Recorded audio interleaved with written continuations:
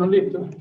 Ya esta diapositiva igual ustedes la vieron en la clase pasada, muchachos. Que era básicamente para mencionar, aquí para agrandársela si ustedes no están viendo bien, ¿no? Pero básicamente las características, las medidas de efecto que ya ustedes las conocen, y es porque estas vienen de datos observacionales como incidencia y prevalencia, que permiten comparar la frecuencia de la enfermedad entre expuesto y no expuesto, que es lo que hemos conversado casi que durante todo el módulo 2. Además, que nos permite no solo ver la significancia estadística, sino la magnitud de la asociación entre la exposición y el efecto, que eso es más importante para la investigación clínica que decir relevancia, que si hay significancia estadística, es si hay realmente relevancia clínica. Y además, pues la forma en la que vamos a poder medir el efecto van a ser a través de divisiones o restas. Si son divisiones, lo vamos a llamar razones, y si son restas, lo vamos a considerar entonces diferencias. La principal diferencia entre estas dos porciones es tan importante que ustedes aprendan estas diferencias porque uno se va a utilizar en ensayos clínicos y otro se va a utilizar en los estudios observacionales, específicamente casos controles. Entonces, si es casos controles, sabemos qué medida vamos a usar, y si son cohortes o ensayos clínicos, utilizaremos el resto. Las divisiones, entonces, se utiliza principalmente para investigación etiológica, y ahí vamos a tener el riesgo relativo, el odds ratio, igualmente las derivadas de odds ratio como el hazard ratio, y la reducción del riesgo relativo. Mientras que las restas van a estar descritas por las que buscan generar impacto sobre los aspectos clínicos de la salud pública, midiendo entonces riesgo atribuible y su derivada como riesgo atribuible de la población, y el número necesario a tratar, que es tan necesario para la investigación clínica. Ahora, ¿por qué es tan importante hablar de medidas de efectos en nuestra práctica clínica? Porque prácticamente da respuesta a casi todas las necesidades en medicina. Nos ayuda a predecir de mejor manera, que no nos ayuda a hacer un cálculo de P, ¿me entienden? Las medidas de efectos sí tienen un valor predictivo. Además, pues puede asociarse a causalidad en ausencia de significancia estadística. O sea, si ustedes tienen una muestra pequeña que no logra dar una significancia estadística medida por P, las medidas de efectos pueden justificar esa causalidad de enfermedad, específicamente en las enfermedades que son poco prevalentes. El diagnóstico, porque específicamente, pues a medida en la que ustedes tengan factores de riesgo para el diagnóstico, eso puede asociarse también a través de medidas de cribaje, como las escalas que utilizamos para hacer ciertos diagnósticos, y eso se fundamenta en los cálculos estadísticos de medidas de efecto. Y finalmente, pues, al conocer un riesgo, podemos hacer alguna intervención sobre esto para que eso se convierta en una prevención a alguna enfermedad que estemos evaluando, ¿no?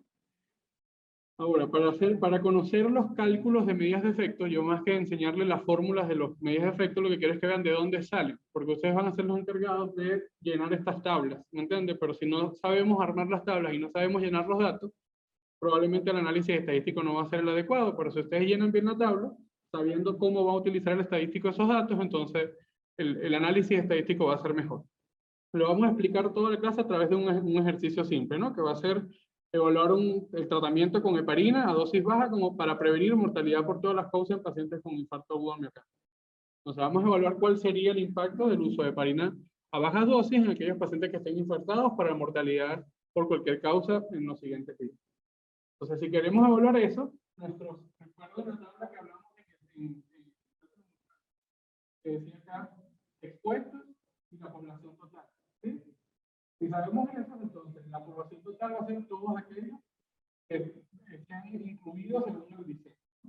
Pero los expuestos va a ser si reciben o no heparina, porque es intervención, tratamiento con heparina baja dosis. Entonces, los que tienen heparina baja dosis, lo coloco en la columna de arriba, los que no tienen lo coloco en la columna de abajo, y aquí va a ir el resto de la población. Todos aquellos pacientes con infarto agudo al miocardio que hayan recibido o no heparina baja dosis, ¿no? Y lo vamos a dividir en si se murió o no se murió, porque es el objetivo final que estoy evaluando. O sea, el desenlace. Aquí iría la exposición y aquí el desenlace que quiero evaluar. ¿Cuántos murieron y cuántos no murieron? Y aquí iría cuántos usaron heparina dosis baja y cuántos no lo usaron. Si ya sabemos eso, sabemos que toda tasa es la diferencia entre dos incidencias, como ya lo vimos en la clase pasada. Lo que tenemos que hacer es dividir los que sí se murieron de los que usaron dosis con heparina dosis baja entre el número total de individuos, porque es incidencia, ¿verdad? Entonces, divide acá arriba. Luego calculamos la incidencia de los no expuestos, o sea, los que no recibieron heparina dosis baja, que serían 23, entre el total de los que al menos recibieron la heparina, pero no recibieron la heparina. ¿Que se haya muerto o no? Y en función a eso, entonces calculamos una nueva razón entre la incidencia de los expuestos e entre la incidencia de los no expuestos. Y en función a eso vamos a tener un riesgo relativo. Ese valor en este ejercicio sería 0.049. Ahora, ¿por qué es tan importante que le da el título a la clase de que no toque el 1? Que eso es lo que yo quiero que ustedes vean de aquí en adelante. Más que conocer los valores, porque eso va a variar dependiendo de la tabla, es que ustedes sepan que el riesgo no toque o incluye el 1. Si el riesgo relativo y su intervalo de confianza no toca o incluye el 1, tiene significancia estadística.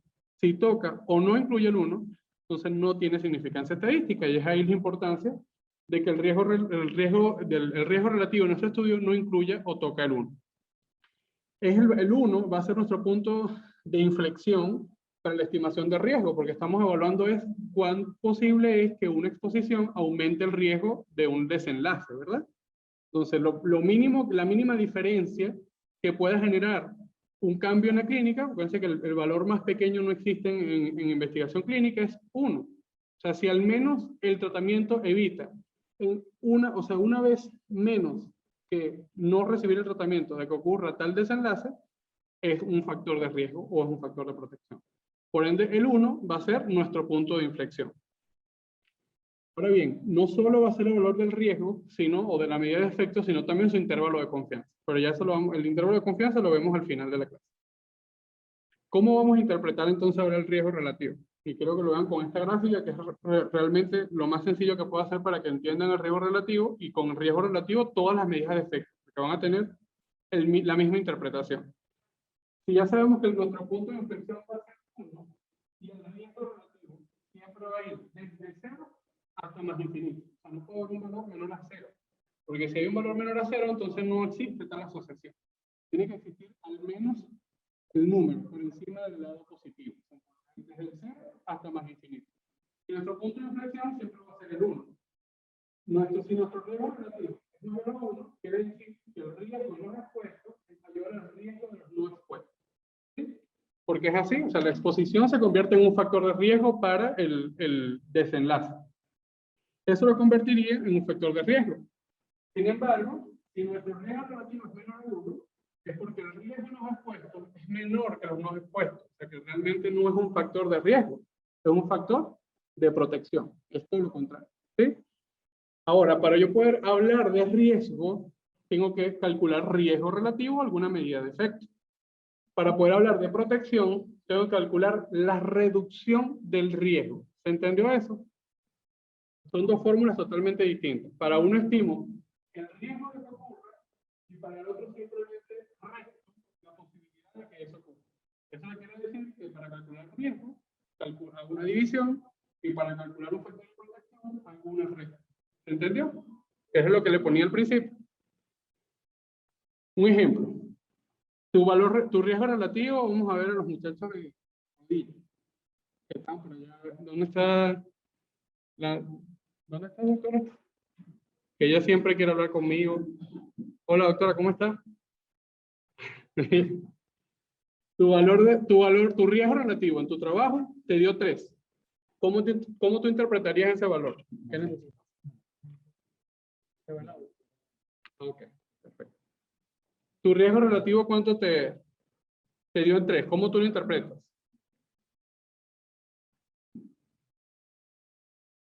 ¿Doctor? Sin miedo. ¿Qué quiere decir que tu riesgo relativo valga 3 o te salga 3?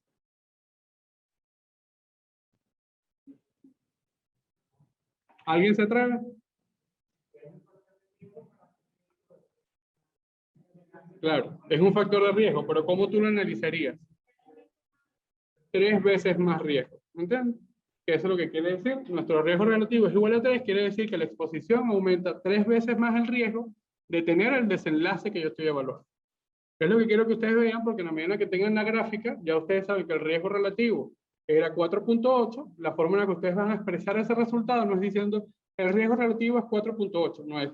Existe un factor de riesgo, o sea, la exposición se eleva 4,8 veces la posibilidad de que ocurra tal desenlace.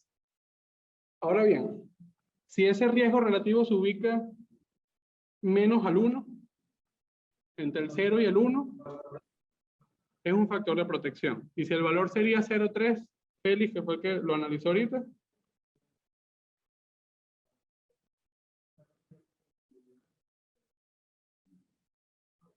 Ajá, es ahí la diferencia. Vean, podemos expresarlo a través de dos métodos. Con el mismo riesgo relativo, pero si sabemos que es un factor de protección, no podemos quedarnos con el valor absoluto. Tenemos que dividirlo entre la unidad. Entonces, cuando sea menor a 1, tenemos que dividir el 1 entre 0,3. Y eso nos va a dar 3,3. Entonces, lo que yo tengo que decir es, tengo 3,33 veces menos de probabilidad de que ocurra ese desenlace. ¿Sí? Vean la forma en la que debemos expresarlo.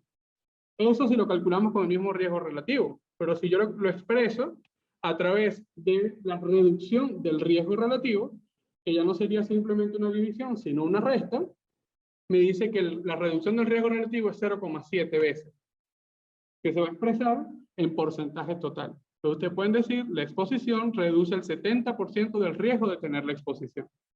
Vean cómo la estadística nos permite expresar la misma conclusión de dos formas. Entonces podemos hacerlo a través de dos fórmulas totalmente distintas. Esta es la tablita en la que le hablaba del cálculo muestral, que ustedes deben recordar, porque ustedes estudiaron muchísimo para el primer examen, ¿verdad? Entonces, si ya tenemos la realidad de la muestra y la realidad de la población, sabemos que hay una diferencia clara entre los estudios, los ensayos clínicos y los estudios de cohorte y los casos controles. Y es que para el caso control existe cierta manipulación de la población por el investigador, mientras que en los ensayos clínicos y en la cohorte, esa aleatorización propia de la cohorte o la aleatorización que induce el investigador hace que la muestra sea menos manipulable. Entonces el riesgo relativo no puede ser usado para los estudios de casos control. Para eso vamos a tener odds ratio, que es otra medida de medir, otra medida de efecto. Para ensayos clínicos y cohorte podemos utilizar entonces riesgo relativo y para casos controles odds ratio. ¿Sí? Hazard ratio viene siendo lo mismo que el odds ratio, solamente que para estudios etiológicos, ¿no? Entonces, solo para que lo tengan ahí como diferencia. Cuando hable de odds ratio es lo mismo que hazard ratio, solo que odds ratio para casos controles y hazard ratio para estudios etiológicos. La diferencia es que como yo no puedo analizar simplemente o hacer divisiones o restas cuando no conozco la proporción real de cuando manipulé la muestra, la población total que incluí, tengo que analizar las frecuencias. Entonces, los ratios es como lo que hablábamos al principio, analizar los desfavorables entre los desfavorables, que es la definición de odds que vimos la semana pasada, ¿se acuerdan? Entonces, el análisis es distinto. Vamos a sumar A más C y lo vamos a colocar en el denominador, y el numerador, y el B más C y lo vamos a colocar en el denominador. ¿Sí? Y esa diferencia es lo que vamos a conocer entonces como OREX. Vean que en riesgo relativo era distinto. Sumábamos A más B y C más D. ¿Se acuerdan? ¿Vieron eso? Y en OREX es distinto, es vertical. Lo vemos por columna. Y en riesgo relativo sumamos son las filas. Ahora bien, ¿cuál de estas medidas creen ustedes que son las mejores para investigación clínica? ¿El riesgo relativo? ¿La reducción del riesgo relativo? ¿El OREX o ninguna de ellas? A ver. Depende del diseño. Esa es la mejor respuesta. Depende del diseño. Pero por encima de estas que dependen del diseño, sí hay una que podemos hacerlo para cualquier estudio. Y por ende, esta sería la mejor para investigación clínica, que va a ser cuando podemos comparar riesgo a través del riesgo atribuible, que es la otra medida de medidas de efecto que tenemos. El riesgo atribuible es realmente una medida de efecto más universal. Permite ser calculada para cualquier diseño y aparte permite comparar efectos. Con aquellos yo podía comparar exposición o no, pero con riesgo atribuible puedo medir la diferencia entre dos efectos. ¿Qué quiere decir esto? Que podemos comparar dos tratamientos, dos métodos diagnósticos. ¿Me entiendes? Que es lo que quizás en investigación clínica tratamos de hacerlo con más hincapié. Entonces, en ese mismo ejemplo que les puse para entender riesgo relativo y OREX, vamos a ponerlo ahora con dos fármacos, ¿no? Vamos a evaluar mortalidad a largo plazo en los pacientes con infarto agudo del miocardio, pero en vez de recibir heparina a dosis baja, vamos a comparar rivaroxaban versus heparina. ¿Sí? Vean cómo A vendría siendo los pacientes que recibieron rivaroxaban, abajo tenemos la barra de expuestos y no expuestos, Y en B tenemos los pacientes que recibieron heparina con expuestos y no expuestos. Si ustedes calcularon solamente un riesgo en esas dos poblaciones, o sea, riesgo relativo en esas en esas dos proporciones, vean que la incidencia acumulada de los expuestos es 0.4, como están viendo aquí, y la no expuestos a 0.2, lo que otorgaría un riesgo relativo de 2. O sea, el uso de rivaroxaban se convirtió en un factor de riesgo para que el paciente tuviese menor mortalidad a los 30 días post-infarto. Mientras que la heparina tuvo una incidencia acumulada de 0.1 con una incidencia en los expuestos y en los no expuestos tenía 0.02. Que si lo dividimos pareciera que la heparina es aún mejor porque su riesgo relativo es mucho más alto. Evita 5 veces más la probabilidad de muerte que el rivaroxaban, ¿sí? En los pacientes con infarto. Y esto simplemente es porque las poblaciones fueron distintas. Miren las barras. Rivaroxaban incluyó muchos más pacientes por lo visto, mientras que heparina no. Son barras más pequeñas, ¿se están dando cuenta? ¿Entendieron todo? ¿No? Vuelvo y repito. Perfecto. El riesgo atribuible permite que ustedes comparen los riesgos que ya estimaron con una sola medición. ¿Me entienden? Con riesgo relativo y OREXI, ustedes podían medir una exposición con un tratamiento.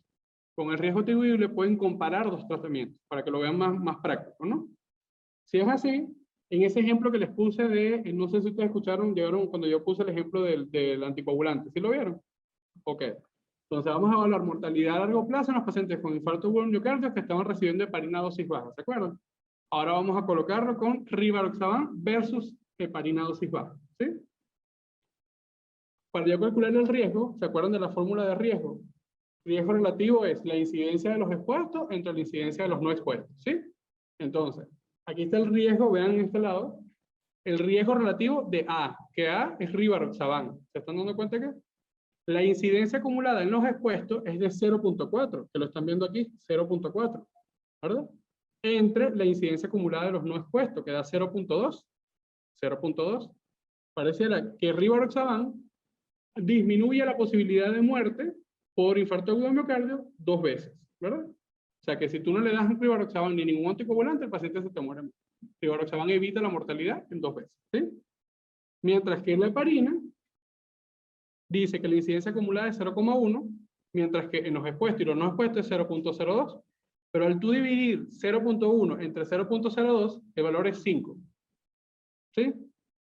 Entonces pareciera que la heparina evita 5 veces más que tú mueras por cualquier causa en pacientes con infarto agudo del miocardio. Mientras que rivaroxaban solamente lo evita 2 veces. Mientras más veces tú puedes evitar la mortalidad, es un efecto beneficioso, ¿sí o no?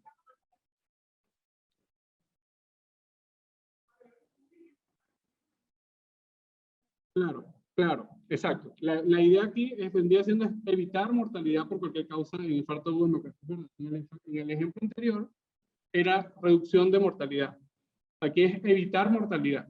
Pónganse en ese contexto, ¿no? O sea, es verdad que es un factor de riesgo. La forma de expresarlo quizás no ha sido la más correcta, pero solamente interpretan el punto final, ¿me entiendes? O sea, heparina frente a cualquier cosa. Vamos a hablar de trombosis, para no hablar de hemorragia, ¿me entiendes? En rivaroxaban o de hemorragia, para que lo entiendan así. Rivaroxaban evita 2 veces más la hemorragia, mientras que la heparina evita 5 veces más la hemorragia.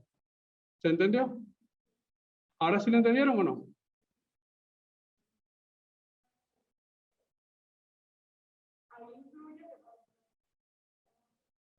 Exacto. Lo que no sirve acá es que si tú utilizas más población, ¿verdad? Si tú utilizas acá más población, no vas a tener el mismo impacto que en una población más pequeña. ¿Entiendes? Y como heparina se evalúa en una población más pequeña, el riesgo parece ser mayor, pero realmente no lo sabemos si es o no. ¿Me entiendes? Porque estamos comparando dos riesgos en 2 poblaciones distintas. ¿Vean la diferencia? ¿Se entendió eso o no? La principal diferencia es el tamaño de la población, muchachos. Rivaroxaban hay más pacientes, mientras que heparina no lo hay. Entonces, al tener acuérdense lo que les dijimos al principio, una población más pequeña, te complica más el análisis estadístico. ¿Sí o no? Okay. Te aumentan los factores de confusión. Dime.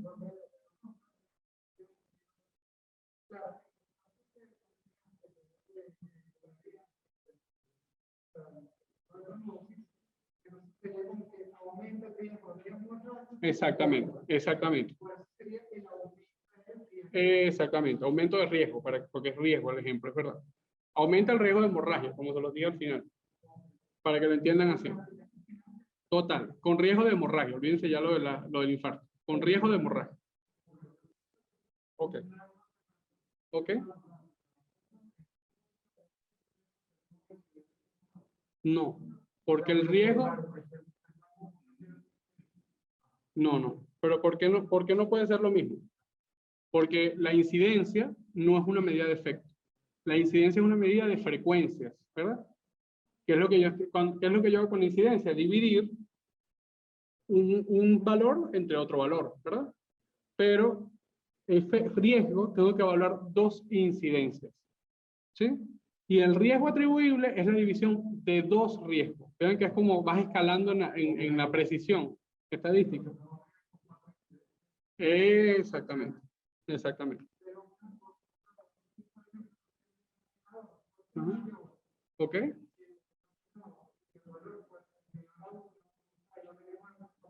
Es un factor de protección, pero eso es otra cosa. Eso se llama reducción del riesgo atribuible. Eso es otra cosa. Estamos en factores de riesgo.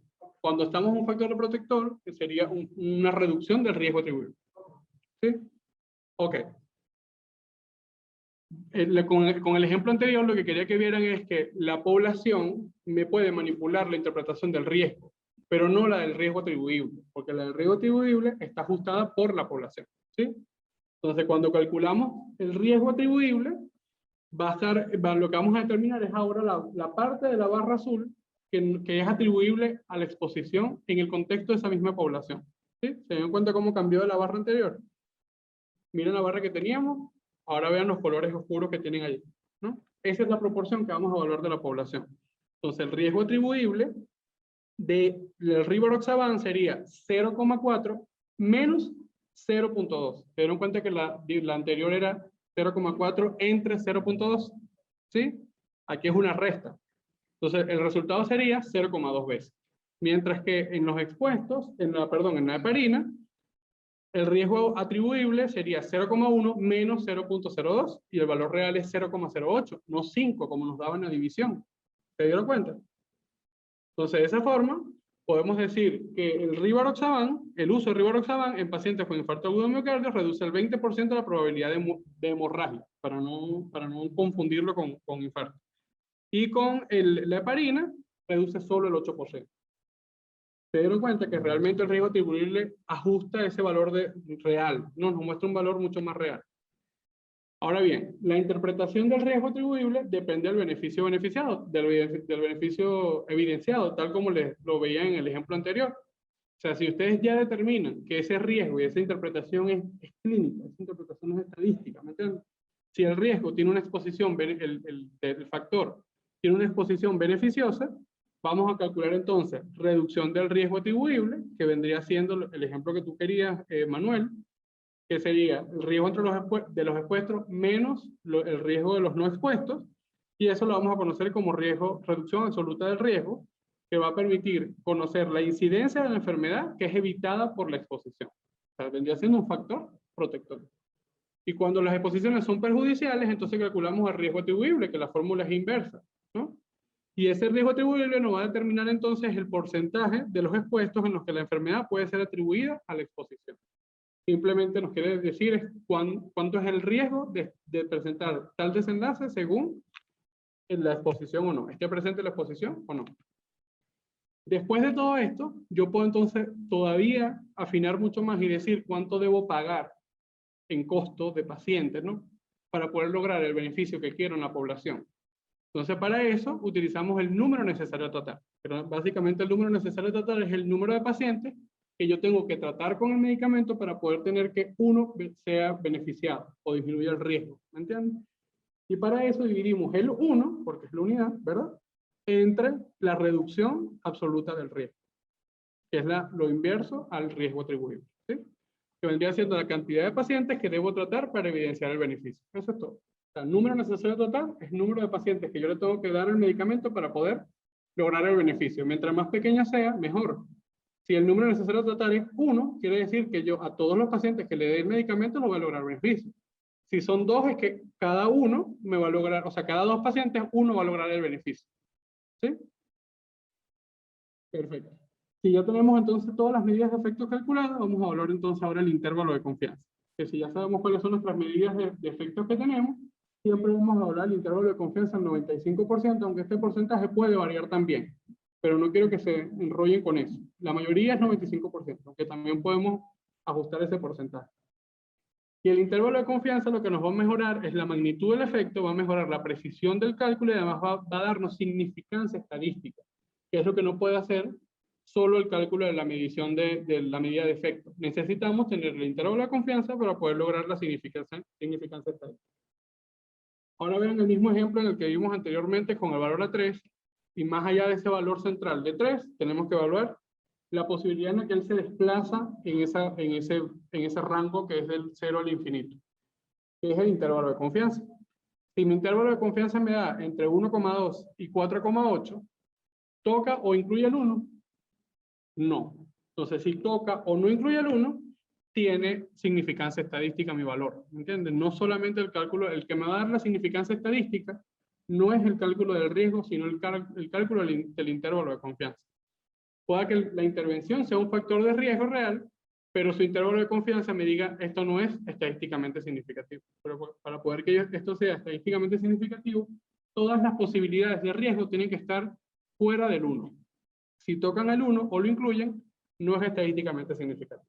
Es tal cual como estamos viendo ahora. Si ese intervalo de confianza se me desplaza por debajo del 1 o lo toca, de 0,7 a 4,8, entonces me convierto ahora en un riesgo, pero no estadísticamente significativo. ¿Sí? Porque tengo posibilidades de ser riesgo, pero tengo entonces no es estadísticamente significativo. Creo que eso es bastante sencillo de entender si lo ven así desde ese punto de vista visual. Ya para finalizar, entonces vamos a tener para exposiciones beneficiosas y para exposiciones perjudiciales los cálculos que vamos a hacer. Y vean que en el centro de la lámina le puse el 1 para que vuelvan a recordar que ni el riesgo ni su intervalo de confianza puede tocar o incluir el 1. Para exposiciones perjudiciales vamos a utilizar entonces riesgo relativo, o RECTIO, o hazard ratio, y el riesgo atribuible a la población. Y para exposiciones beneficiosas, reducción del riesgo relativo, reducción absoluta del riesgo y el número necesario total. Las principales diferencias, que es lo que quiero que se lleven, es que riesgo relativo y RECTIO no tienen unidades y por ende solamente se expresa en el riesgo. ¿Sabe? El riesgo es de 4.2 veces de tener tal enfermedad o tal desenlace, pero además ambos, para poder anular la hipótesis nula, no tienen que tocar el 1. Mientras que el riesgo atribuible, la unidad no es el 1, la unidad es el 0. Porque como es atribuible a la población, no debe existir ni siquiera el 1. ¿Me entienden? Entonces la única salvedad es riesgo atribuible. No es 1, sino 0. Y con la disposición beneficiosa, todos con que no incluyan el 1 es suficiente, igualmente haciendo la salvedad del número necesario al tratar. Número necesario al tratar, para poder ser nula, tiene que ser 0. Porque si no, de ahí en adelante ya otorga un beneficio. Porque es número necesario total. O sea, número de pacientes para lograr un beneficio. No acepta el daño sobre el paciente. ¿Sí? ¿Tienen alguna duda? ¿Quedó claro? ¿Necesita que repasemos algo? Yo sé que es difícil, pero por eso quise hablarle primero de incidencia y prevalencia la semana pasada antes de entender todo esto. Con que se lleven hoy, muchachos, que ninguna medida de efecto puede tocar o incluir el 1 menos el riesgo atribuible, que es el 0, yo creo que vamos bien. ¿Oyeron? ¿Sí?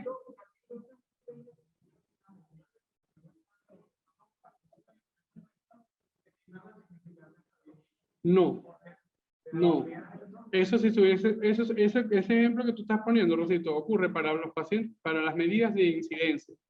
Las medidas de incidencia que vimos la semana pasada, un dato extremo, te puede jalar la desviación estándar hacia allá y entonces te quitaría no te puede modificar porque es una razón de las incidencias acumuladas. ¿Me entiendes? O sea, al tú ajustar la incidencia a ese factor, ya la división no ocurre, por eso vas escalando, ¿sabes? O sea, primero calculas la frecuencia, luego calculas la incidencia, luego calculas el efecto y luego calculas el riesgo atribuible. Y ya teniendo todo esto, entonces le calculas el intervalo de confianza todavía para otorgarle más finura a tu análisis. ¿Me entiendes? Claro. Pareciera ser como muy difícil, muchachos, pero ustedes realmente pasan la tabla y ya el procesador estadístico te hace todo el análisis. ¿Me entiendes? Tú le dices simplemente, quiero calcular incidencia acumulada, riesgo atribuible y número necesario de tratar. Y él te saca los datos. ¿Me entiendes? Uno lo que tiene es que sumar bien la data ahí. ¿Sí? Chévere. Muchachos, el viernes es la clase de repaso.